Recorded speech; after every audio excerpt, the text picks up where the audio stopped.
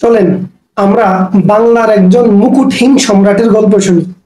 1369 সালে দিল্লির একজন মুসলিম সম্ভ্রান্ত পরিবারে তার জন্ম হয়। তার নাম হচ্ছে খান জাহান আলী। তার পিতার নাম হচ্ছে আকবর খাঁ এবং তার মায়ের নাম হচ্ছে আম্বিয়া বিবি। ইতিহাসবিদদের ধারণা মতে ধারণা করা হয় যে এই খান জাহান আলীর পূর্বপুরুষরা ছিল তুর্কির অধিবাসী। তিনি ইচ্ছা করলে নিজের লাক্সারিয়াস জীবনযাপনের জন্য বিলাসবহুল প্রাসাদ, বড় বড় অট্টালিকা তৈরি করতে পারতেন।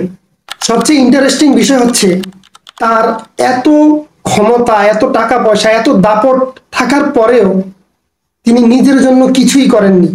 তিনি মানুষের কল্যাণের জন্য রাস্তাঘাট তৈরি করা, পুকুর খনন করা, জলাশয় খনন করা, মসজিদ নির্মাণ করা এবং সমাজের কল্যাণের জন্য নিজের সমস্ত কিছু, নিজের সব কিছুকে তিনি বিলিয়ে দিয়েছেন। তিনি পুকুর খনন করতে গিয়ে তিনি বাগেরহাটে 360টি পুকুর খনন করেন।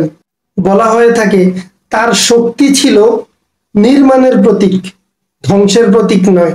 1394 খ্রিস্টাব্দে মাত্র 26 বছর বয়সে তিনি 2 লক্ষ প্রশিক্ষিত সৈন্য এবং 2 লক্ষ সাধারণ সৈন্য নিয়ে বাংলায় আক্রমণ করেন।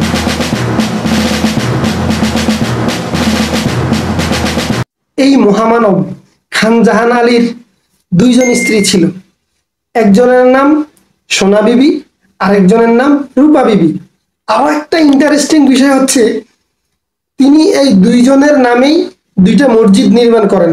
একটার নাম সোনা মসজিদ এবং অন্যটির নাম ছিল বিবি বেগনি মসজিদ। এই মুকুটহীন সম্রাট 90 বছর বয়সে তিনি ইন্তেকাল করেন।